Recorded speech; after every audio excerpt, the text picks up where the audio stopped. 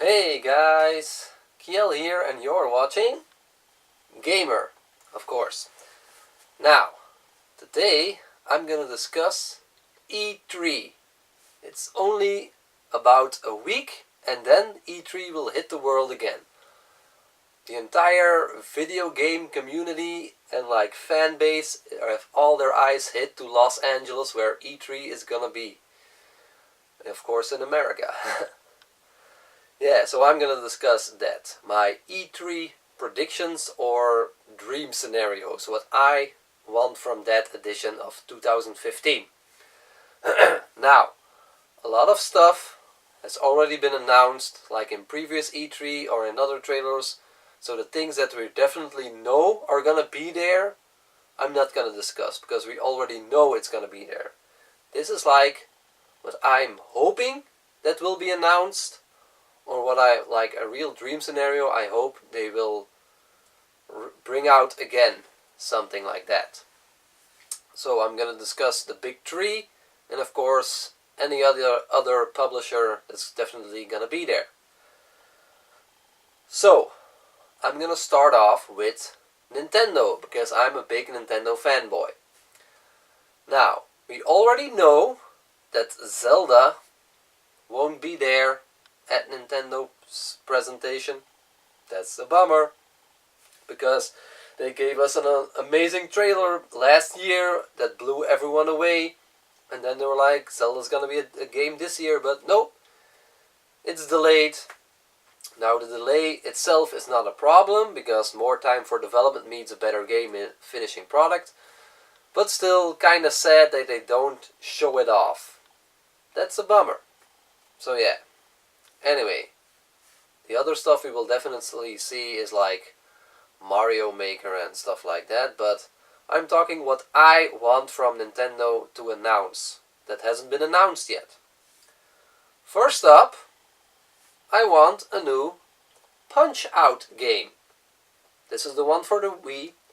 Like, the Nintendo Entertainment System got a Punch-Out, the Super Nintendo got a Super Punch-Out, which is my favorite of the series, and then of course the Wii also got Punch-Out.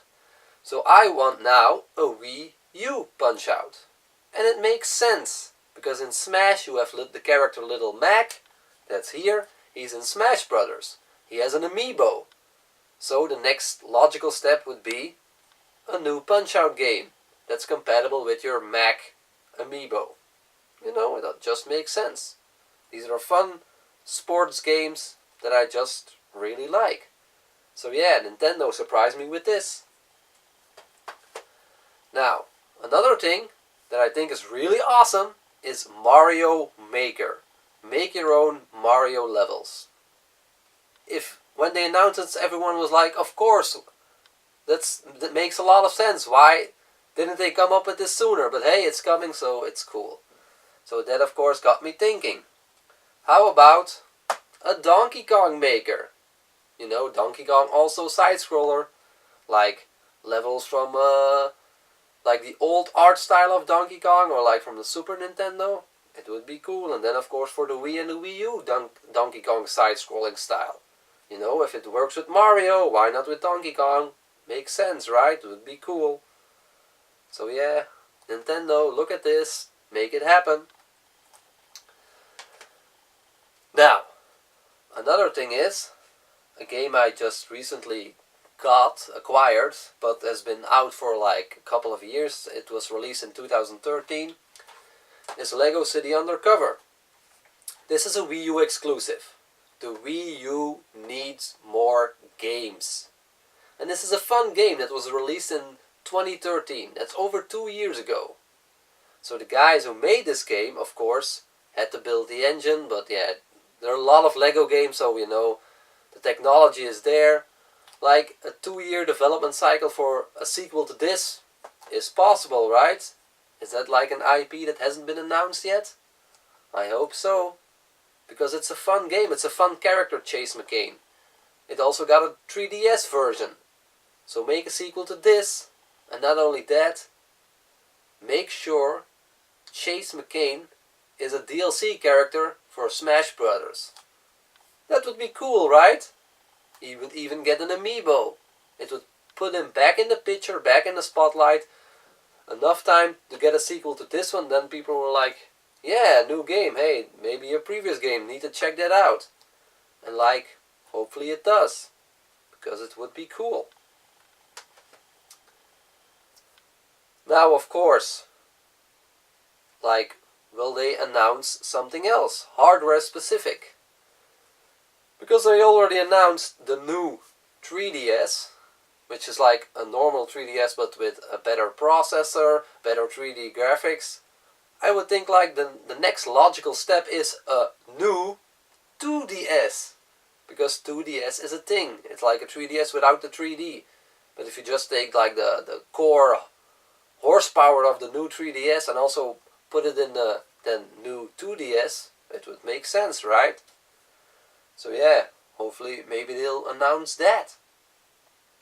Also, what I want them like to announce is something brand new that I can't come up with now. Like last year that was Splatoon. It blew everyone away. I have Splatoon also.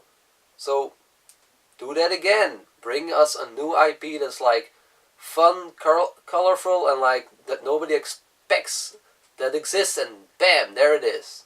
Well, just surprise us. That's cool stuff. Surprising people. And yeah, then of course, maybe, like Disney Infinity, you have the statue, and then you bring the statue into a game. Skylanders the same, with like the newly announced Lego Dimensions also the same. So Nintendo, make a game that is just a world, and then the world is blank, but you put your amiibo character, and bam, your character is in that world. It makes sense. It's a success formula. You know, Disney Infinity does it great, Skylanders does it great. Lego Dimensions will probably do it great. So why not Nintendo? You know, that's just something that came up in my head. Just do it, it would be probably cool. So yeah, that's all for the Nintendo sake. Now Sony. First up, Sony, patch my PlayStation TV so all the Vita games work on it, not just on a select couple. Come on, it needs to be possible, right? But anyway, other than that, what I would really like from Sony to do is reboot Siphon Filter. The original PlayStation got a trilogy, Siphon Filter 1, 2 and 3. This is 2 because I think it has the coolest box art. I have all 3 of them. But still, make a new Siphon Filter game. These games were kinda awesome back in the day. Like, breathe new life into them. You know, it would be cool. A fully fledged PlayStation 4 Siphon Filter game.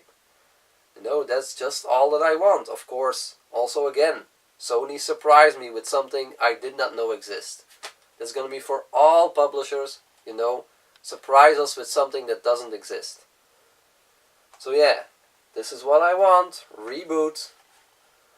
And also, probably more information for Project Morpheus. You know, the VR headset of Sony. Like, when is it coming? How much is it gonna cost? That's gonna be a big one. You know, and then release date. And which games are compatible. Maybe some games will be built specifically for Morpheus, or like others will be just patched in. I don't know. Just give us information so we know where Morpheus is heading. It's important, you know. Oculus Rift will probably make announcements of when, how, and how much. But that's of course Oculus. But yeah, that's for Sony. Also, I know they're working on it, but give us a tease for another Gran Turismo. But like Gran Turismo, of course, for PlayStation 4.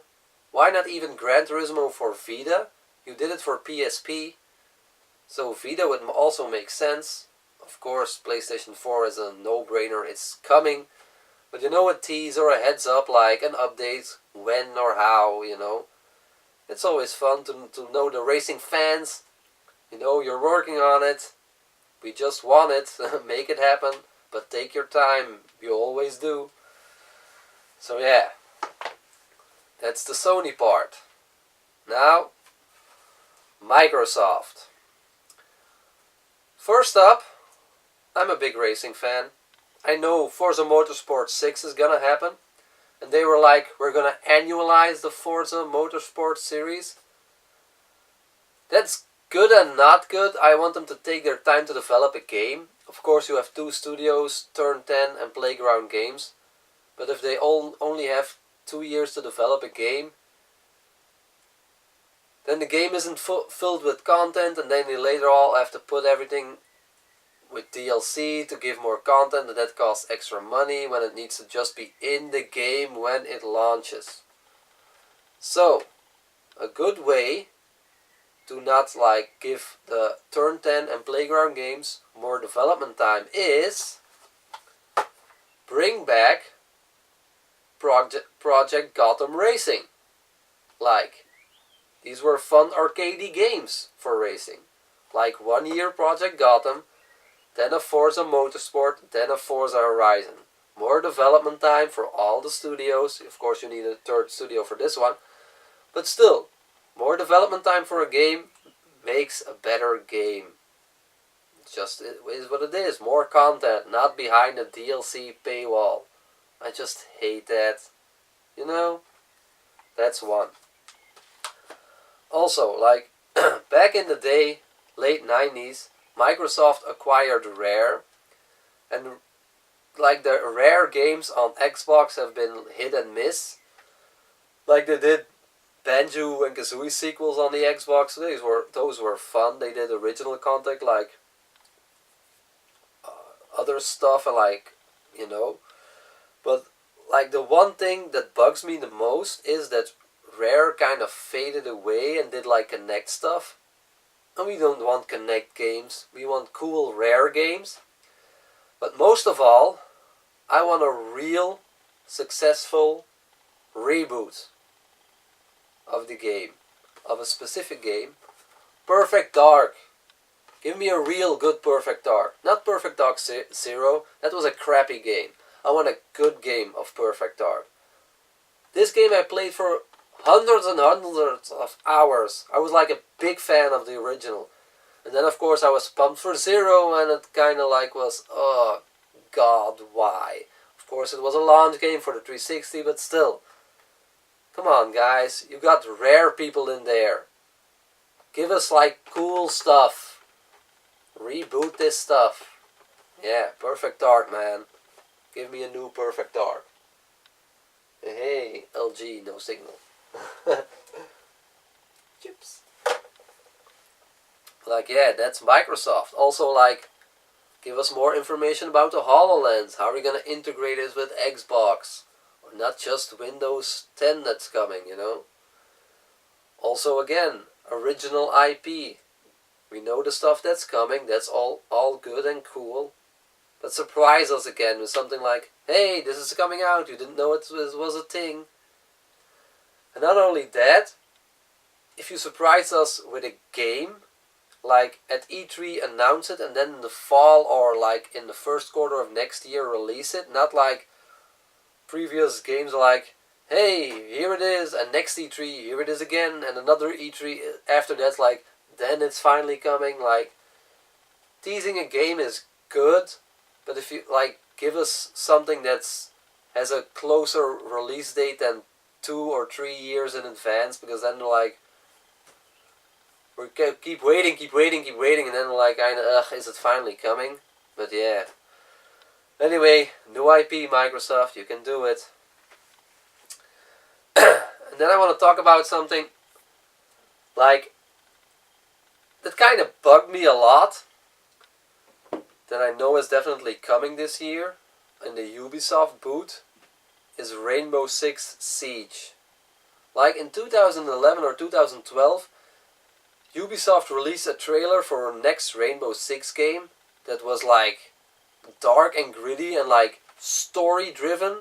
You can search the web and probably find it like, you know, a guy's at home enjoying, you know, his birthday or something, and then terrorists burst in, take the guy hostage, put a bomb around him, and then the Rainbow Six need to like stop the terrorists, rescue the guy, but they can't, and he dies. And it was like such an epic trailer, such story driven, and then years later they were like, hey, here's Rainbow Six Siege.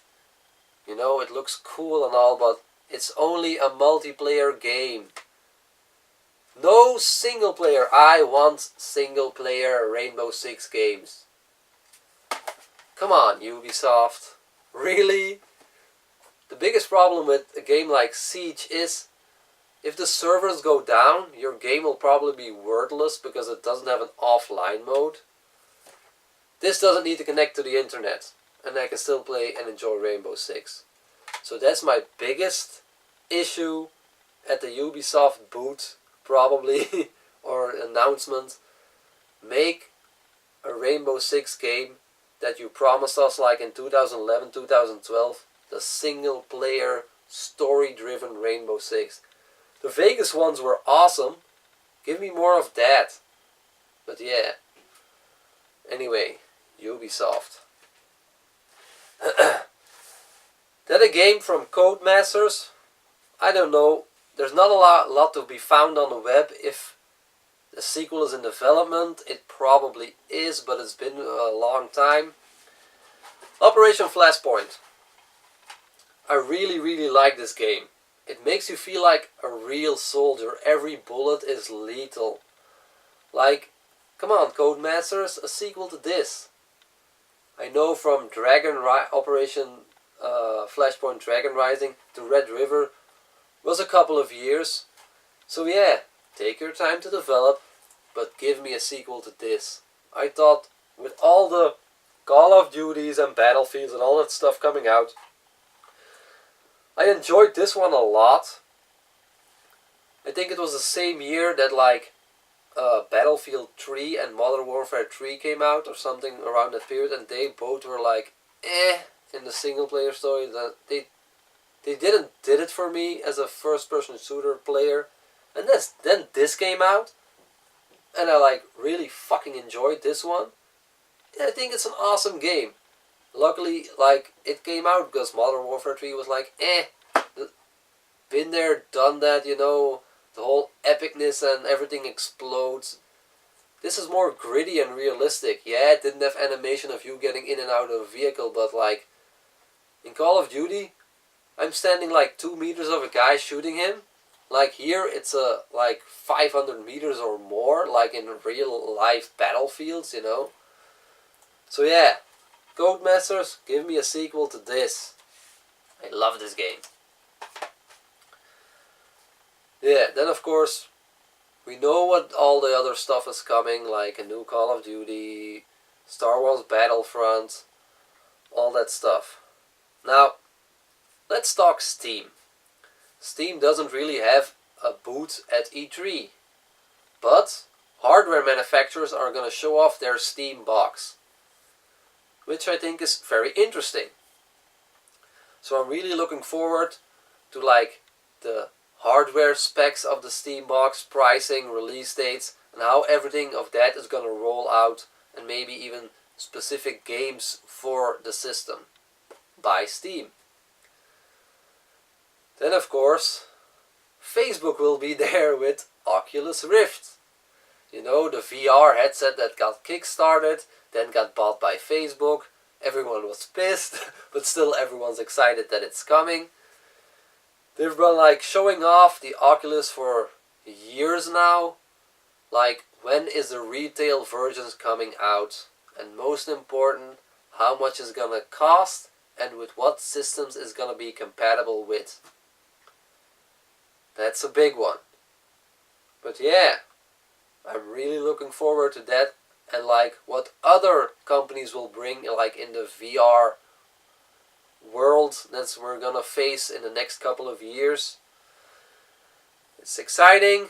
I'm like, you know, give me the info. Like, the cost of the device will be a great issue. If it's like 800 euros, like, no one's gonna buy that. You know, it needs to be like under 400 euro, like under your the price needs to be under your like PlayStation 4 or like your Xbox One. You know, that's the feeling at least I get. But hey, we'll see what the VR thing will bring. But yeah, these are like a couple of games and sequels and reboots that I want from E3. What games do you want from E3? Like, are you like gonna be glued to your computer like me to see the stuff that's coming out? Probably you will if you're watching this video. If you're one of the lucky bastards that can actually be at an E3 booth, like, good for you, man or girl, but E3 is in America. It's for press and like retailers, not for the general audience. So I'm not going to E3. I have to follow it on my computer like most people do. But I am going to Gamescom in Germany in August. Because there, normal people can get easily tickets. And since I'm from Belgium and Gamescom is only 2 hours away by car, I'm definitely gonna be there. So yeah, that's it of my hopes and dreams for E3. After the E3 week is over, I'm gonna do a recap on what was there, what I thought was good, what I thought was bad. So yeah, that's it. So all I can say now is enjoy and keep playing. Bye.